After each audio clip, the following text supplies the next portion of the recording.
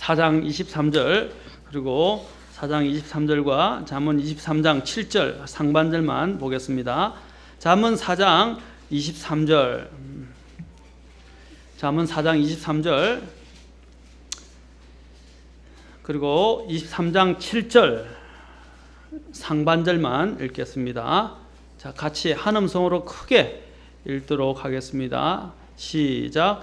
열심을 다하여 내 마음을 지키라. 생명의 근원이 거기에서 나오느니라. 자, 23장 7절 상반절 시작. 그가 자기 마음속으로 생각하듯이 실제도 그러한즉. 기도하겠습니다. 하나님, 오늘도 귀한 말씀을 우리에게 주시고 또 이렇게 주님 앞에 나온 성도들의 꼭 필요한 대로 하나님 말씀을 주시고 또 하나님의 믿음 안에서 성장하고 또 주님을 기쁘시게 하며 살 수 있도록 오늘 특별히 성령께서 역사해 주시고 인도해 주시옵소서. 주님께 이 시간을 온전히 의탁하며 예수님의 귀한 전함을 받들어 기도합니다. 아멘. 앉으시겠습니다. 제가 지난 시간에 이제 거듭난 사람들은, 특히 신자들은 마음이 새로워지고 달라져야 한다라고 했습니다.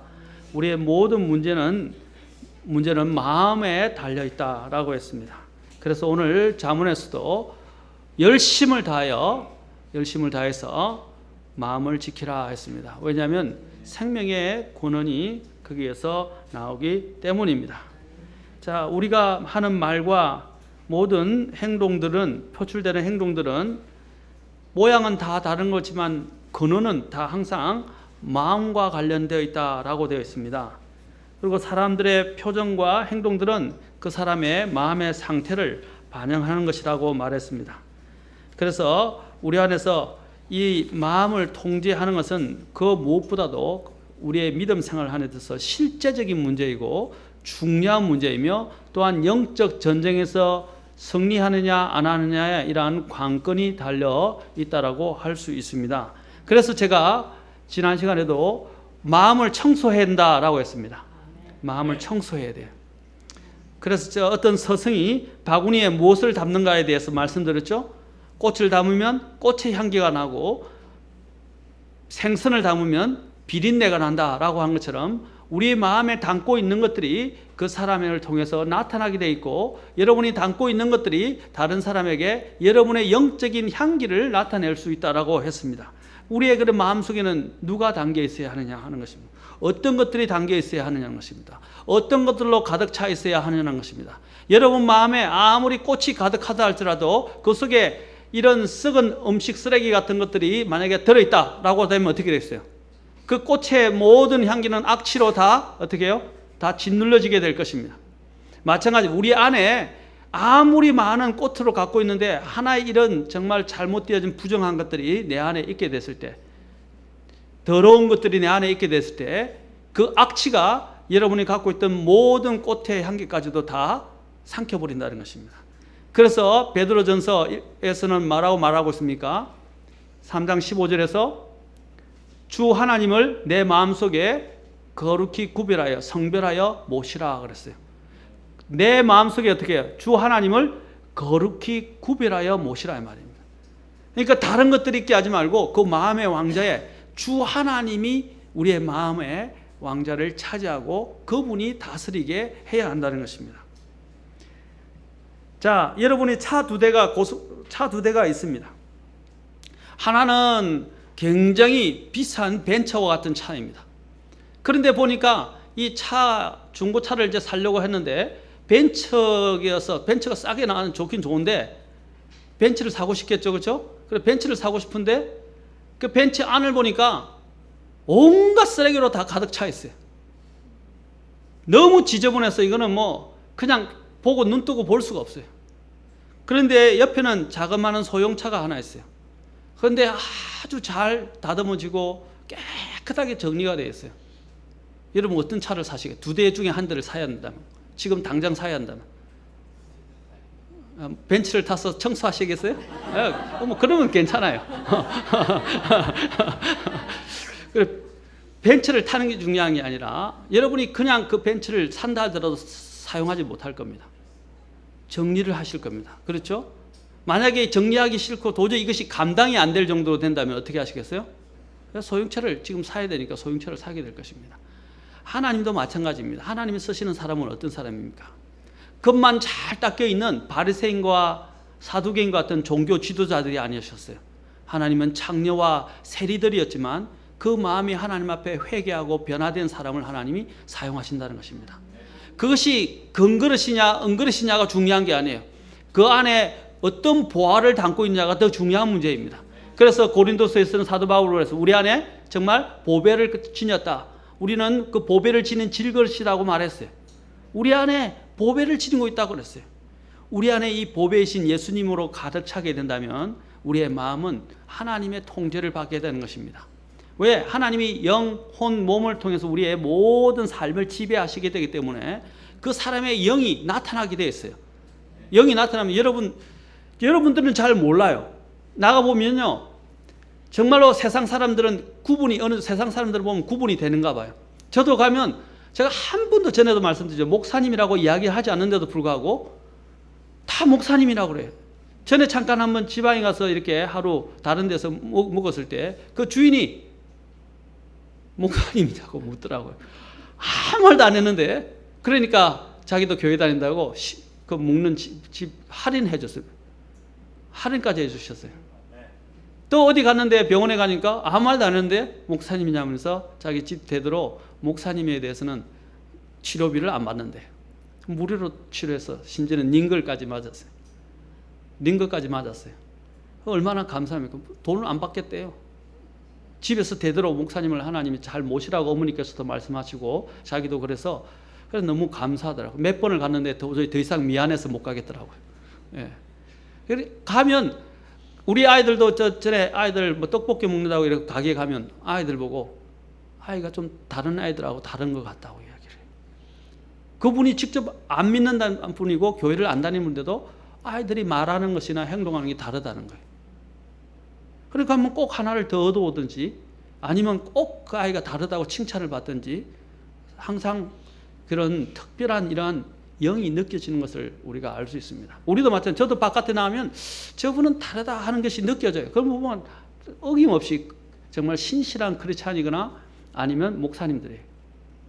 마찬가지로 우리가 어떤 영을 갖고 있느냐가 우리는 아무것도 모르는 것 같지만 다 반영되어 나타나요. 특히 여기 목회할 때 여러분이 뭐 목사님이 그런 어떤 이상한 특별한 능력이 있어서는 아니고요. 오래 목회를 하다 보면 앞에 서면요, 그 사람들의 얼굴들을 보잖아요. 성도님들의 얼굴을 보면 영적인 상태가 보여요. 영적인 상태가 그 사람의 뭐 사사로운 이런 죄의 문제나 이런 것까지는 다 모르지만 영적인 상태가 어떻다 하는 것이 느껴져요. 얼굴을 보면 표정으로 나타나요. 혹시 몸이 아픈지 영적으로 안 좋은지 병이 들었는지 영적으로 병이 들었는지 다 느껴진다 이 말입니다. 그러니까 어떻게 해요? 기도를 하게 되고 묻게 되고 또 이야기하게 되는 것입니다. 자, 이 아메리칸 인디안들이 남긴 상형 문자에 따르면 어린이의 마음은 세모고요, 어른의 마음은 동그라미라고 합니다. 그래서 어린아이가 죄를 지으면 마음이 아픈 이유를 세모꼴 양심이 죄를 짓는 만큼 회전하면서 모서리가 점점점 닳아져서 둥그렇게 변하고, 그래서 어른이 되면 잘못을 범해도 아픔을 별로 느끼지 못하게 된다고 여겼다고 합니다. 사실 어린의 마음은 작은 일에도 아픔을 느끼고 민감해요.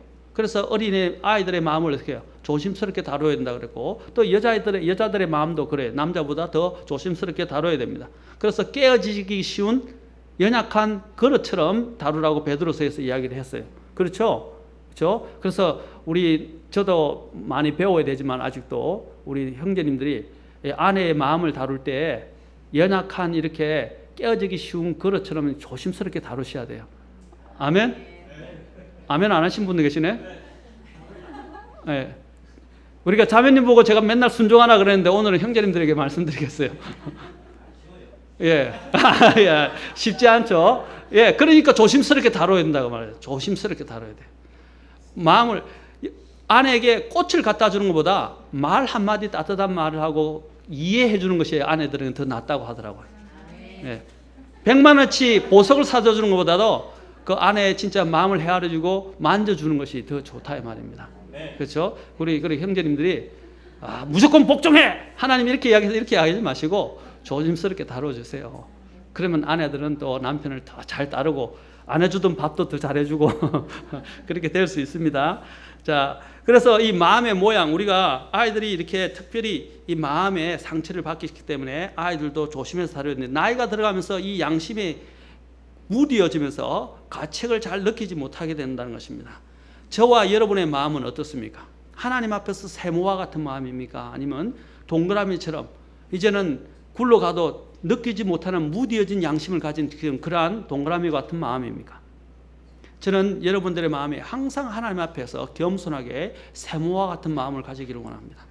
그래서 하나님이 언제든지 양심에 통해서 우리에게 말씀하실 때, 또 하나님의 말씀이 양심을 통해서 말씀하실 때 항상 느끼고 아파하고 또 주님 앞에 자백하고 주님 앞에 나아가고 주님 앞에서 이것을 고쳐주시기를 원하시는 그런 겸허한 믿음의 사람들이 되었으면 좋겠습니다. 사람의 마음은 정원과 같습니다.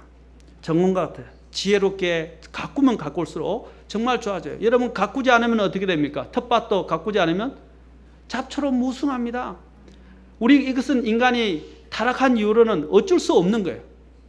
잡초가 항상 일어나게 가시와 엉겅퀴를 내게 되어 있습니다. 그것은 땅과 수고를 통하지 않으면 안 됩니다. 저희 장인어른도 지금 시골에서 이제 많이 은퇴하시고 텃밭을 가꾸시는데 늘 가서, 근데 어떻게 일하는지 아십니까? 내가 왜 이 일을 해야 되나 이렇게 일을 안 하세요. 운동한다 생각하시고요, 노동한다 생각하시고 그런 좋은 마음으로 하니까 건강하세요. 그런데 내가 왜 땅이나 파고 있어야 되지? 이렇게 되면요 마음이 빨리 병들고 늙습니다. 그런데 지금 80이 넘으셨는데 우리 그 처가에서는 사실 오래 장수하신 분이 없어요. 그런데 우리 장인어른이 첫 번째인데 그 집안에서도 제일 첫 번째 맞인데 지금 8순을 넘기셨어요. 원래는 60, 70도 거의 못 넘긴다고 다 생각을 했던 집안이었어요. 그런데 항상 마음이 건강하세요. 하나님을 경외하고 마음이 건강하고, 심지어는 지금은 은퇴하셔서 고급 공무원으로 계시다가 은퇴하셨는데도 불구하고 그 텃밭을 가꾸는데도 텃밭이 또 적지도 않아요. 많아요. 그런데도 항상 자식들을 생각하고 기도하시고 또 기쁜 마음으로 내가 운동을 한다라고 생각하시면서 텃밭을 가꾸니까 아주 땀을 뻘뻘 흘리시며 좋아하시는 거예요. 근데 보니까 텃밭을 항상 가서 잡초를 뽑아주지 않고 이렇게 거름을 주고 이렇게 챙기지 않으면 다 죽어버린다는 거예요. 이 가시와 엉키와 이 남은 잡초들에서 원래 있었던 그 곡식들이 다, 채소들이 그냥 기운이 상실돼 버리는 거예요. 부지런히 잡초를 뽑아야 된다는 거예요. 우리도 마찬가지입니다. 정원에도 여러분이 정원을 가꿀 때도 잡초를 뽑아주지 않으면, 관리를 안 하면 죽어요. 꽃도 사랑을 받아야 큽니다. 맞습니까? 우리의 마음도 정원과 같아요. 정원과 같기 때문에 항상 지혜롭게 하나님의 말씀을 가지고 조심스럽게 항상 가꾸어야 됩니다. 가꾸든지 버리든지 어떻든 간에 결국에는 나중에 여러분이 계속 하게 되면 싹은 나지만 열매를 맺는 문제는 또 다른 문제라는 것입니다. 우리가 하나님 앞에서 이 마음의 정원을 잘 가꿀 수 있기를 바랍니다. 그래서 그 향기가 온 도처에 흐려서 벌들을 모을 수 있고 또 다른 사람들에게 열매를 내서 유익을 줄 수 있는 그러한 하나님의 사람들이 됩니다. 이것은 어디에서부터 시작되느냐? 마음에서부터 비롯된다는 사실입니다. 여러분의 마음을 어떻게 가꾸시겠습니까? 마음은 영적 전쟁터입니다. 사탄의 또한 가장 중요한 이러한 공격 대상이기도 하다고 말씀드렸습니다. 그래서 로마서 12장 1, 2절 통해서 제가 말씀드리기를, 무엇보다도 마음을 이 세상에 동화되지 말고 너의 마음의 생각을 새롭게 함으로써 변화를 받아야 한다 그랬어요. 그래야만이 하나님의 뜻을 알 수 있다고 그랬습니다. 생각을 변화시켜야 됩니다. 마음의 생각을 변화시켜야 돼요. 그리고 이 마음은 훈련을 통해서 마음이 순종의 훈련으로 되어지는 것입니다. 많은 사람이 새로워지지 않고 변화되지 않은 마음으로 하나님의 뜻을 구합니다. 제가 참 마음이 제일 아픈 사람들이 하나님께 드리지도 않고 하나님께 마음을 새롭게 하지 않고 옛 더러운 것들과 세상의 것들을 온갖 자기 마음에 계속 두고 있고 청소도 안 하면서 하나님의 뜻을 구하고 하나님의 어떤 위대한 일을 내가 하겠다고 이야기하는 사람들이 많이 있다는 것입니다. 하나님 말씀드렸죠. 하나님은 그런 사람 사용 안 합니다. 자, 디모데후서로 잠깐 가봅시다. 하나님이 어떤 사람을 사용하시는지 여기서 보시면 디모데후서에서 아주 잘 우리에게 이야기하고 있습니다. 자, 디모데후서 2장. 자, 2장 19절부터 봅시다. 19절부터 22절까지. 자, 그럼에도 불구하고 하나님의 기초는 확고히 서 있고 거기에는 주께서 자신의 백성인 자들을 아시느니라 하며 또 그리스도의 이름을 부르는 자마다 불법에서 떠날지어다 하는 글이 담긴 이 봉인이 있느니라. 그러나 큰 집에는 뭐라고 있다고 그래서 금그릇과 은그릇뿐만 아니라 나무 그릇과 질그릇도 있어 어떤 것들은, 자, 여기서 어떤 것이 종기에 이르는지 이야기 안 했습니다. 금그릇이 수치에 이를 수도 있어요. 여기 있는 질그릇이 종기에 이를 수도 있습니다. 그렇죠? 주인이 어떻게 사용하느냐에 따라서 달라집니다. 그 안에 어떤 것을 담느냐에 따라서 달라집니다. 아멘? 질그릇에 금이 있는 것이 낫지 금그릇에 똥이 있는 것보다 낫지 않습니까? 제가 원색적으로 이야기한 게 아니라 대조하기 위해서 말하는 것입니다. 그렇죠? 자, 만약에 왕이 그 금그릇을, 자신의 그 금그릇을 요강으로 사용한다 생각해 보십시오. 쓸모없는 거예요. 금의 가치가 없는 거예요. 그러나 질그릇인데도 그 안에 보석을 담아놨다고 생각해 보세요. 질 항아리에 어떻게 되겠어요? 귀한 가치가 있는 것입니다. 자, 여기서 보십시오. 금그릇이냐 은그릇이냐 나무그릇이냐 질그릇이냐, 자, 어떤 것들은 종기에 이르고 어떤 것들은 수치에 이르나니 그러므로 사람이 이런 것들로부터 자기를 어떻게 한다고 했어요? 깨끗하게 하면 종기에 이르는 그릇 곧 거룩히 구별되어 주인이 쓰기에 합당하며 모든 선한 일에 예비된 그릇이 되리라. 아멘? 저와 여러분은 어떤 그릇입니까? 어떤 것을 담고 있는 그릇입니까? 하나님이 쓰시기에 합당한 마음의 그릇을 예비하고 계십니까? 아니면 하나님 보시기에도 겉은 번지르하고 겉은 멀쩡해 보이는데 속은 정말로 하나님이 보시기에 정말 사용하기에 어려운 그러한 영적 상태는 아니신지, 마음의 상태는 아닌지 한번 점검해 보시기 바랍니다. 그러면서 22절에 바울이 이렇게 이야기합니다. 너는 청년의 정욕을 피하고 오직 뭐라고 순수한 마음으로 주를 부르는 자들과 함께 의와 믿음과 사랑과 화평을 따르라. 순수한 마음을 여기서 이야기해요. 여기 순수하다는 순결하다는 뜻도 갖고 있는 것입니다. 자, 그래서 우리 안에 새로워지고 변화된 그것이 곧 하나님의 뜻을 발견할 수 있게 하고 또 하나님께서 사용하실 수 있는 그릇이 된다는 것입니다. 자, 우리는 쉽게 이렇게 모든 부분들이 더러워질 수 있어요. 우리의 양심이 특별히 말하고 있습니다. 우리의 양심은 구원받을 때 예수님의 보혈로 깨끗이 씻음을 받았어요. 아멘? 그러나 이 세상에 살면서 우리의 이 양심 또한 계속 내버려 두면 어떻게 해요? 더러워지는 것 같습니다. 저도 이렇게 보면 어떤 데는 눈이 안 좋은가 침침할 때가 있어요. 그런데 보면 나중에 이제 눈이 안 좋은가 눈을 만지고 안경을 딱 보니까 안경에 막 이렇게 손때하고 여러 가지 이 때가 많이 묻은 거예요. 그러니까 어떻게 하냐니까 이 눈이 침침한 자리에 보니까 안경이 이게 안 닦기 제대로 안 닦은 거예요. 그래 안경을 닦고 나니까 깨끗하게 보이는 거예요. 바로 그와 같은 것입니다. 하나님이 우리 이 양심을 통해서 하나님은 일하십니다. 그래서 이 양심을 항상 청결하게 양심을 와서 예배 드리세요. 앉으세요.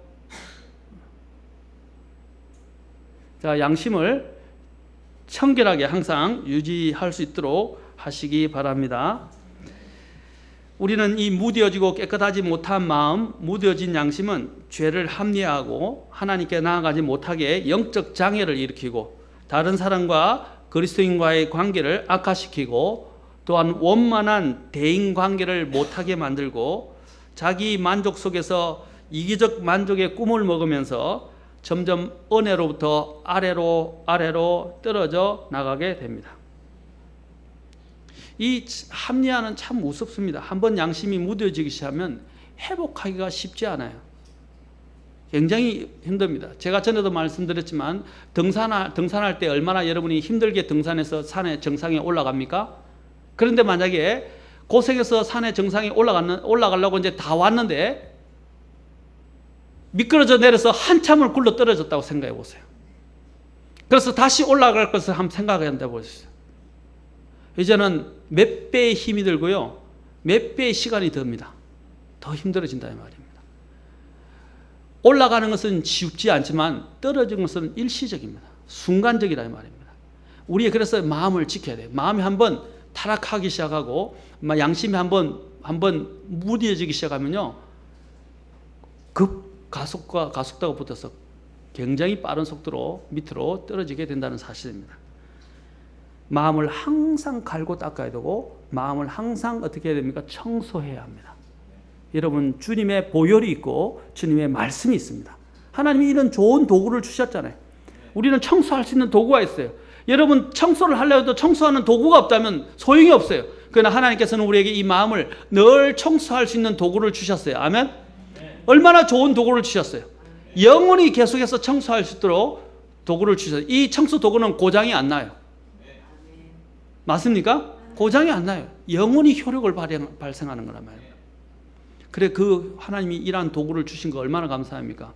여러분, 청소기도 저도 몇 년 만에 이제 결혼한 지 썼다가 바꿨었는데 도저히 마음을 안, 또 새로 샀는데 한 2, 3년 되니까 또 이게 이렇게 연매가 떨어지가지고 또 그 부속을 몇만 원, 4만 원 가까이 주고 샀어요. 그러니까 이것은 계속 바꿔야 돼요. 또 좀 있으면 모터가 나가고. 그렇죠? 마찬가지입니다. 우리의 삶 속에서도 이게 모든 것들이 고장이 나서 해결이 안 된다면 우리는 불행한 삶을 살게 될 것입니다. 그러나 하나님이 영원히 이것을 우리가 바꾸지 않아도 되는 청소기를 주셨어요. 그보다 더 감사한 일이 있습니까? 자, 그래서 우리는 무엇보다도 마음을 지켜야 합니다. 그리고 마음의 정원을 가꿔야 합니다. 마음을 항상 청소해야 합니다. 하나님께서 마가복음 7장에서 특히 이사야도 마찬가지입니다. 마가복음 7장에서 바리새인들과 사두개인들에게 이사야 말씀을 인용하면서 이렇게 이야기했습니다. 이 백성이 입술로는 나를 공경하되 그들의 마음은 내게서 멀도다. 하나님께서는 우리의 마음의 중심을 꿰뚫어 보고 계십니다. 우리 안에는 정말 위선적인 마음이 없습니까? 마음을 바로 하십시오. 하나님은 외모로 사람을 취하지 않습니다. 하나님은 마음의 중심을 보시는 분이십니다. 우리는 주님을 두려워하는 사람이 되어야 합니다. 주님을 두려워함으로 마음의 중심을 똑바로 세우는 사람이 되어야 합니다. 그래야만이 하나님이 쓰실 수 있고 하나님이 원래 우리의 모든 복의 원천인 것을 우리가 믿지 않습니까? 하나님이 우리에게 주시려고 모든 복을 예비해 놨어요. 그런데 그 마음이 준비가 안 되면 줄 수가 없어요. 저도 저 자녀에게 좋은 것을 주고 자는데 자녀가 이렇게 불순종하고 마음에 자라면 주고 자는 것들을 마음을 닫아버려요. 그리고 연기해요. 때가 됐어. 나중에 주려고 해요. 지금 주려고 했는데 이 해결이 안 되면 어떡해요? 그렇죠? 제가 우리 이제 아까 자매님들 이야기했는데 잠깐 우스갯소리로 제가 우리 형제님들을 위해서 이야기했습니다. 우리 자매님들이 남편에게 독촉하지 마세요. 독촉하지 말고 기다리세요. 그런데 남자들은 어떤 게냐면 딱 이제 남자들이 이제 마음이 돼서 좀 아내가 가만 생각하니까 너무 처량하고 나를 만나서 고생을 많이 하는 것 같은데 내가 이제 좀 도와줘야겠다 했는데 아내가 그 순간 좀 못 참아서 바가지를 끓는다든지 막 잔소리하기 시작하면요, 남자들은 그래요. 에이, 그만해. 안 해버려요. 안 해버린다고요. 그러면 지금까지 내 참아왔던 모든 것들이 어떻게 해요? 아내가 참아왔던 그 한순간의 잔소리로 인해서 남편의 마음을 돌아서게 만들어버립니다. 이건 진리와 같습니다. 제가 지금 말하는 거는 기다리십시오.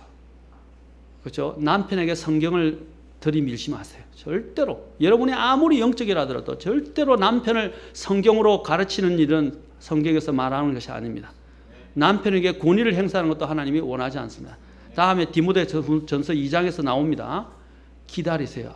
특히 아내가 남편한테 잔소리를 하고 공개적으로 면박 주고 지시하고 가르치려고 그러니까 아이들까지도 와가지고 합세를 해가지고 아빠를 등한시하고 아빠한테 잔소리하고 아빠한테 엄마가 하는 것처럼 똑같이 이야기를 할 때가 많이 있어요.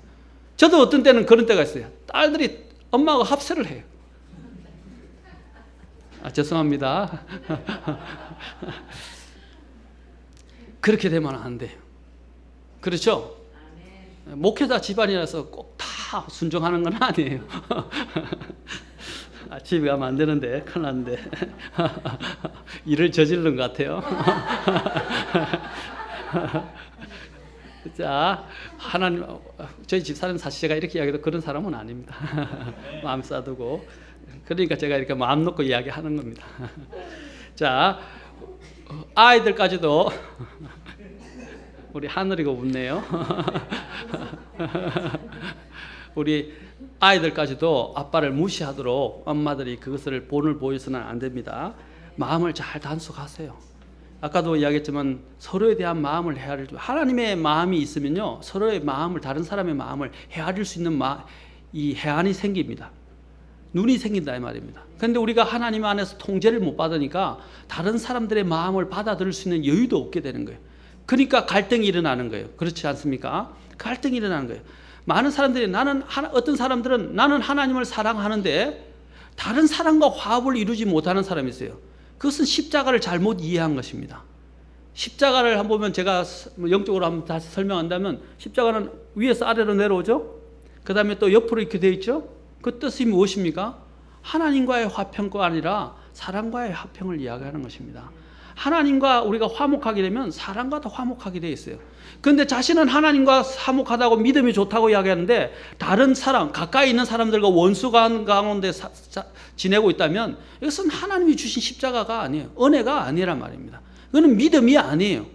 그것은 왜곡되고 잘못되어진 자기 의에 불과한 것입니다. 자기 혼자 잘하고 있고 자기 혼자 성경 묵상 잘하고 있고 자기 혼자 기도 잘하고 있는데 다른 사람들과 원만한 관계가 이루어지지 않고 다른 사람들을 수용할 수 있는 마음이나 배려하는 마음이 생기지 않는다면 그건 십자가를 잘못 이야기한 거예요. 하나님의 사랑은 형제 사랑과 함께 가게 되어 있어요. 그렇지 않습니까? 그게 마음에서 진짜 하나님을 여러분의 마음의 중심에 제대로 모셨다면 다른 사람과의 관계도 여러분이 신중하게 조심스럽게 접근하게 된다는 것입니다. 우리는 이런 부분에서 균형을 잃을 때가 많이 있어요.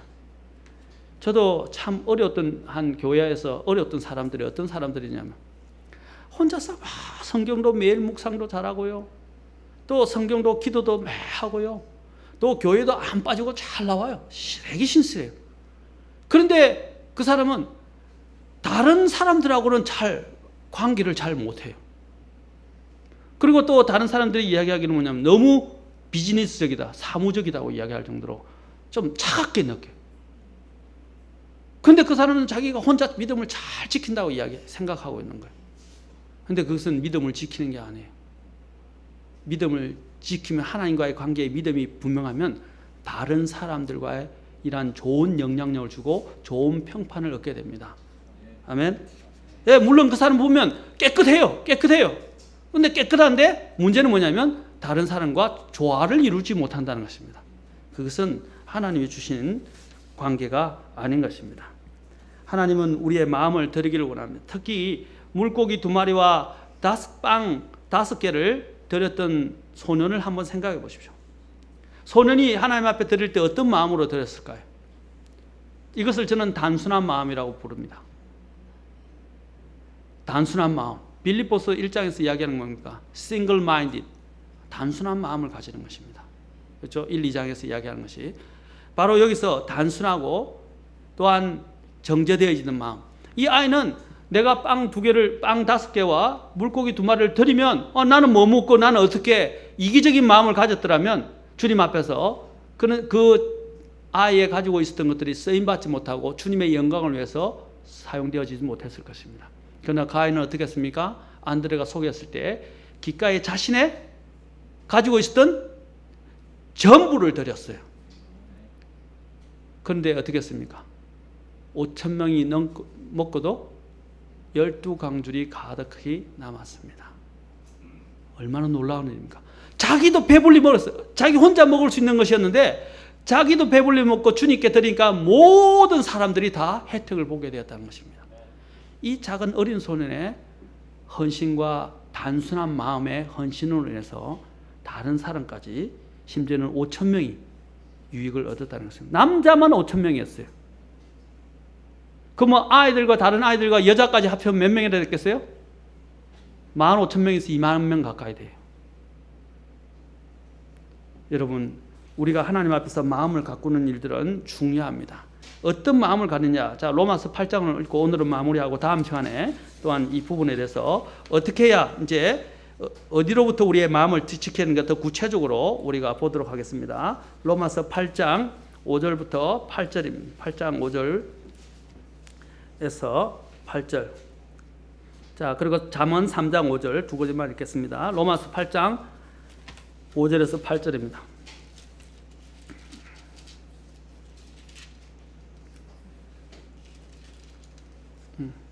8장 5절에서 8절입니다. 자, 같이 읽도록 하겠습니다. 8장 5절에서 8절 시작. 육신을 따르는 자들은 육신의 일들을 생각하거니와 성령을 따르는 자들은 성령의 일들을 생각하나니 육신적으로 생각하는 것은 사망이요 영적으로 생각하는 것은 생명과 평안이니라. 육신적인 생각은 하나님의 법에 복종하지 아니할 뿐 아니라 참으로 그리할 수도 없으므로 하나님과 원수가 되는 것이라. 그런즉 이와 같이 육신 안에 있는 자들은 하나님을 기쁘게 할 수 없느니라. 자, 여기서 생각이 어디로부터 비롯된 생각이냐 하는 것들이 어떻게 해요? 사망이냐 생명과 평안이냐를 그 방향을 결정짓는다 이 말입니다. 육신적으로 생각하는 것은 사망이다 그랬어요. 그러나 영적으로 생각하는 것은 생명과 평안이다 그랬어요. 육신적인 생각은 뭐라고요? 하나님의 법에 복종할 수도 없고 그렇게 할 수도 없다고 그랬어요. 그러나 하나님과 또한 원수가 됩니다. 그러나 영적으로 생각하는 것은 하나님을 기쁘시게 하게 됩니다. 아멘. 우리가 육신의 일을 생각하느냐 성령의 일을 생각하느냐 하는 것은 마음에 달려 있어요. 마음을 어떻게 청소했느냐 그리고 마음을 어디에 두고 있느냐. 주께서는 내 보물이 있는 곳에 내 마음도 있다 그랬어요. 여러분의 보물은 저와 여러분의 보물은 무엇입니까? 정말 저와 여러분이 가장 소중히 여기는 게 뭐예요? 지금 어떤 사람들에게 당장 지금 내게 필요한 거 생각해 보라 그러면요, 뭐 빵이 생각나는 사람들도 있을 거고, 그렇죠? 지금 당장 돈 100만 원이 생각나는 분들 있을 거고, 그렇죠? 차가 필요한 사람도 있을 거고, 그렇죠? 학점 A가 생각나는 사람들도 있을 거고, 그렇죠? 그게 아니라 지금 내가 당장 주님을 생각할 수 있어요. 제가 마지막 간증을 하나 할게요. 제가 참 그래도 감사한 것은 제가 잘났다고 지금 하는 게 아니라 제가 이제 만성 맹장이 갑자기 있어가지고 이제 성경 번역 모임에 갔다가 만성 맹장인 줄 발견이 돼가지고 병원에 입원을 해서 수술을 했는데 보통 2, 3일이면 퇴원을 하는데 만성 맹장이 보니까 좀 더 찢고 좀 더 이렇게 오랫동안 병원에 일주일 가량 입원을 했었어요. 해봤는데 마취제를 먹고 수술하고 나왔는데 저는 좀 신경이 예민한 편이어서 굉장히 통증을 다른 사람보다 몇 배로 느끼는 편입니다. 저희 집사람은 엄살 아니냐 그러는데 엄살은 아닙니다. 저는 엄살 아니라 신경이 원래 예민해요. 예민해서 느끼는데 이 마취에서 깨어나자마자 너무 아픈 거예요. 아픈데 그것도 반모식증이었어요. 근데 저도 모식이 왔다 갔다 하는 상태여서 너무 통증만 느껴지는데 제가 두 가지를 찾았다 그래요. 이상하게 저도 모르게 저는 기억이 안 나요. 주님 찾았고요. 그 다음에 진통제를 찾았다고 하더라고요. 모르겠어요. 저도 모르게 찾았던 집사람이 이야기를 하는데 두 개를 찾았어요. 그래서 다행이다. 내가 그래도 목사님이라고 하는 사람이 주님을 찾았으니까 다행이다 라고 생각을 했었어요. 그러니까 제 저변에 마음의 중심에 항상 주님을 그래도 찾는 부족하지만 찾는 마음이 있었다는 사실입니다.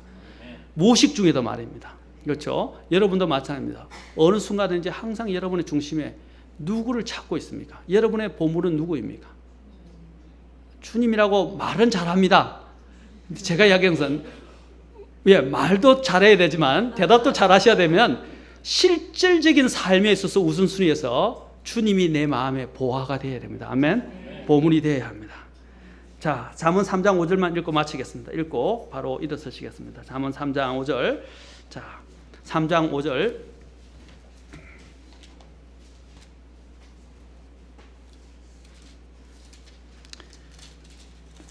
좀 수요일에는 여러분들이 힘들게 수요 예배에 어렵게 오시는 분들이 많으니까 제가 좀 재미있게